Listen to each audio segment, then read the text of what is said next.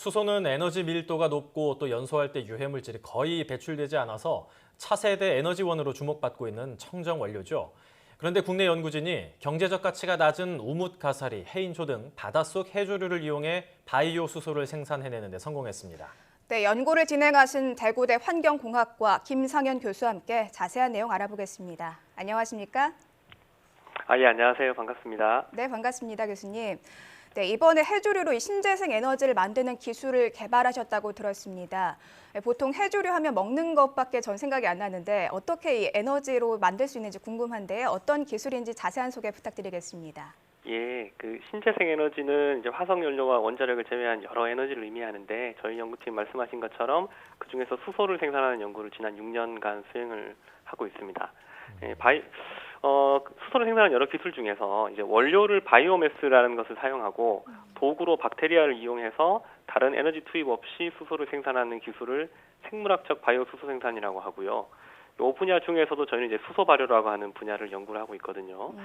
그 중에서 이제 해조류의 구성 성분인 갈락토즈라는 걸 원료로 하고 이제 수소 생산량을 24시간 일정하게 유지할 수 있는 연속 바이오 수소 생산 결과를 이번에 바이오리소스 테크놀로지라는 저널의 표지 논문으로 게재를 하게 됐습니다. 네, 지금 원료를 바이오매스로 한다 이렇게 말씀을 해주셨는데 이 바이오매스란 용어가 조금 생소하거든요. 이게 어떤 건지 자세히 설명 부탁드리겠습니다. 네, 사전에는 이제 바이오매스라는 걸 찾아보면 특정 생물체의 양을 질량 또는 에너지 양으로 나타낸 값이라고 정의되어 있거든요. 그러니까 식물이 광합성에 의해서 이산화탄소를 변환시켜서 만든 모든 것, 그러니까 나무, 풀, 동물, 음식물 쓰레기, 해조류 이 모든 것들이 바이오매스입니다. 그런데 보통은 이런 물질들을 바이오 에너지의 원료로 사용할 때 이걸 이제 바이오매스다 우리가 그렇게 얘기를 합니다. 네, 이번에 연구하신 내용에서 이제 원료가 바이오매스가 된다 이렇게 말씀을 해주셨는데 구체적으로 우뭇가사리 같은 해조류가 어떤 작용을 통해서 수소로 변화하게 되는 건지 좀 설명을 해주시죠. 네. 몇몇 미생물들은 이제 산소가 없는 환경에서 바이오매스를 다른 유용한 물질로 바꿀 수 있거든요. 이걸 발효라고 합니다. 우리 보통 이제 가장 친숙한 발효가 이제 에탄올 발효, 그러니까 탄수화물을 이제 술로 바꾸는 게 있는데요. 저희가 연구하는 것도 유사합니다.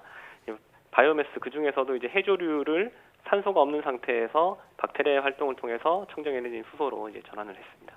네, 그런데 우리나라는 이 삼면이 바다이기 때문에 해조류도 굉장히 구하기가 쉽거든요. 네. 그렇다면 그동안 해조류를 이 연구에 사용하지 않았던 이유는 무엇이라고 볼 수 있을까요? 예, 말씀하셨듯이 우리나라가 이제 삼면이 바다고 국토도 좁기 때문에 분명히 이제 해조류가 이제 대량 확보 가능성이나 타당성이 다른 바이오매스보다 높은 건 사실입니다. 근데 이제 크게 두 가지의 한계가 존재한다고 보시면 되겠는데요. 첫 번째는 앞에서 말씀드린 발효 기술인데 이게 미생물은 보통 탄수화물의 기본 단위인 당이라고 하는 거를 먹이로 사용을 하는 경우가 많습니다. 그런데 이 나무나 풀 같은 육상식물들은 대부분 포도당으로 구성되어 있거든요. 그런데 이제 해조류는 육상식물들하고는 다르게 포도당이 아닌 비슷하지만 약간은 다른 갈락토즈 같은 그런 당이 주성분이에요. 이제 그렇기 때문에 이제 별도의 발효 기술 개발이 필요하거든요. 예, 그런 면에서 아직은 좀 한계가 있고요. 또 하나는 이제 제가 연구하는 분야는 아니지만 이제 대량 재배라는 문제가 있겠습니다. 식품을 양식하는 기술이 우리가 많이 있는데 이 바이오 에너지는 사실은 식품보다 가격이 많이 싸거든요. 그래서 더 대량으로 더 싸게 만들어야 되는데 아직은 이런 분야도 아직은 좀 연구 개발이 좀 필요한 부분입니다. 그래서 다시 말씀드려서 이제 발효 기술의 한계와 경제적인 확보의 어려움 때문에 아직은 상용화되지 못하고 있다고 생각하시면 되겠습니다. 네. 그런데 이 해조류도 종류가 굉장히 좀 다양하잖아요, 교수님. 네네. 근데 이번 연구에서는 구체적으로 어떤 종을 활용을 하신 건가요? 해조류는 굉장히 다양한데요. 말씀하신 것처럼 이제 크게 나눠서는 녹조류, 갈조류, 홍조류로 나뉩니다. 이게 자라는 어떤 장소도 좀 다르고요. 이제 가장 이제 직관적으로 알 수 있는 건 이제 색깔이 다르거든요. 저희는 그 중에서 이제 붉은 빛을 띠는 홍조류를 사용을 하고 있고 여기에는 이제 아까 말씀하신 우뭇가사리나 꼬시래기, 김 이런 종류들이 여기 속합니다. 네. 그렇다면 특히 이 홍조류에 주목을 하신 이유는 무엇이라고 볼 수 있습니까? 앞에서 말씀드린 그 세 가지 종류 중에서 이제 발효가 가능한 당의 함량이 홍조류가 일반적으로 높아요. 보통 홍조류 같은 경우에는 전체 물을 제외한 건조 중량에서 한 25에서 50% 정도가 발효 가능한 당이거든요. 근데 이제 물론 이제 워낙 다양한 해조류들이 있기 때문에 이제 홍조류가 유일한 해법이다 이렇게는 제가 말씀드릴 수 없고 이제 전반적으로 좀 당의 함량이 높다 그렇게 말씀드리겠습니다. 해조류의 이제 최대 50% 절반 정도까지는 연료로 쓸 수 있다라고 네, 말씀을 맞습니다. 해주셨군요. 예. 바이오 수소하면은 저는 그동안 이제 미생물을 이용한 바이오 수소 이런 것들만 생각하고 있었는데 교수님 연구는 조금은 다른 것 같거든요. 그래서 바이오 수소에 대해서 조금 설명을 해주시면 좋을 것 같고요. 또 현재 우리나라에서 바이오 수소 연구는 어떻게 진행되고 있는지 좀 말씀을 해주시죠. 네. 바이오 수소라고 하는 게 사실 종류가 되게 많습니다. 이제 바이오매스를 원료로 사용을 하면 모두 다 바이오 수소입니다. 그래서 저희가 하는 이런 뭐 수소 발효도 있고요. 그다음에 광합성 미생물을 활용하는 기술도 있습니다. 광합성 미생물을 활용하는 기술도 있고 또 바이오매스를 우리가 소각과 비슷하게 고온으로 분해를 해서 수소를 만들 수도 있습니다. 뭐 각각 그 기술이 고유한 장단점을 가지고 있고 기술 수준도 조금씩은 다르고요. 이제 뭐 제가 잘 아는 분야는 수소 발효니까요. 이제 수소 발효 같은 경우에는 사실은 이 기술이 원래는 음식물 쓰레기 같은 이제 유기성 폐기물을 처리하면서 동시에 수소를 조금 얻는 뭐 그런 분야로 사실은 시작을 했어요. 전 세계적으로 한 15년 정도부터 시작을 했고요. 저희 국내 연구진의 기술 수준도 세계적으로 매우 높은 편이고 요 기술은 어느 정도 상용화에 가깝습니다. 그런데 이제 유기성 폐기물은 사실 발생량이 뭐 폐기물로 처리해야 되는 상황에서는 되게 많아 보이지만 이런 원료로 사용하기엔 발생량이 적거든요. 그래서 이제 다른 바이오매스로 이런 기술 토대가 되어 있는 이제 이거를 넓혀보고자 하는 기술을 그런 시도를 많이 하고 있고요. 뭐 저희 연구팀도 뭐 6년 전에 시작은 그런 걸로 출발했습니다. 그래서 이제 계속 이 해조류 쪽으로 지금 해오고 있고요.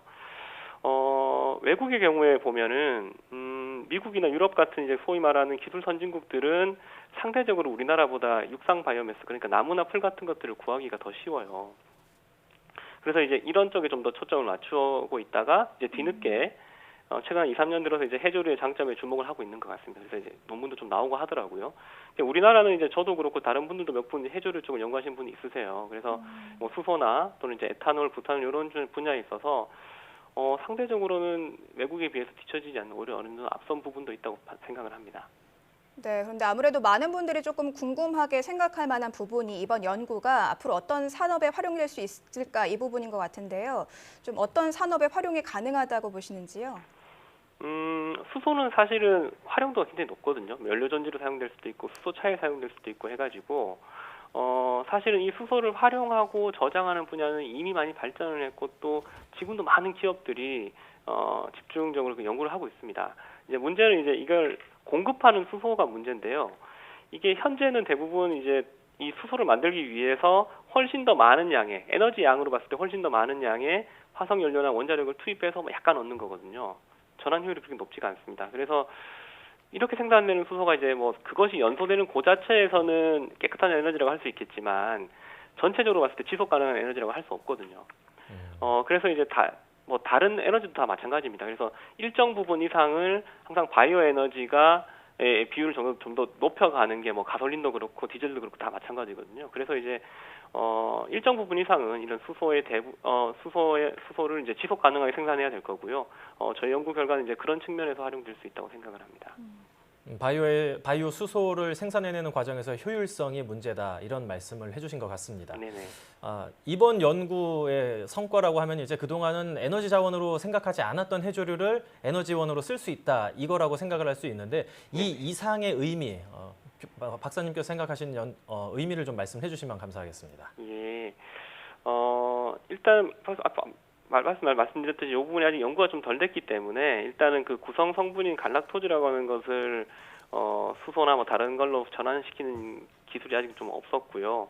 저희 이제 그런 걸 좀 제시했다는 게 있고, 그 다음에 이제 이거를 저희가 상용화까지 생각을 한다면 연속 수소 생산이라는 걸 해야 되거든요. 요거는 이제 원료를 계속 투입하면서 바이오 수소가 일정하게 나오기 때문에 상용화에 상당히 유리합니다. 근데 이게 대형화가 좀 힘들어요. 이게 어떤 저희가 특정한 박테리아를 사용해서 그 해조를 분해를 하는 건데 이게 그 연속 공정이라는 게 기질이 끊임없이 들어가고 끊임없이 나오고 뭐 이런 과정에서 오염을 방지하기가 어렵거든요.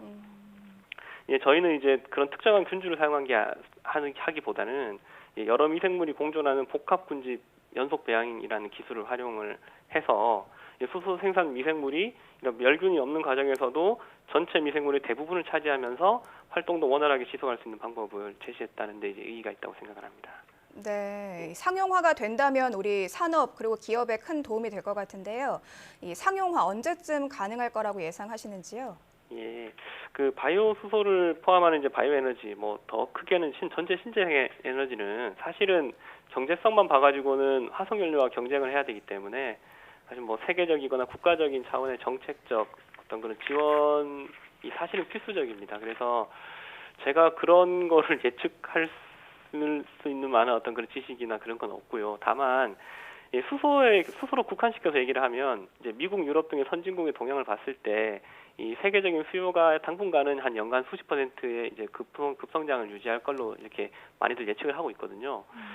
그렇다면 이제 앞에서 말씀드린 바와 같이 지속 가능한 바이오 수소에 대한 수요도 최소한 이에 비례해서 높아질 것입니다. 그래서 아마도 한 10년 안에 이런 기술에 대한 수요가 많이 발생할 것으로 생각을 합니다. 네.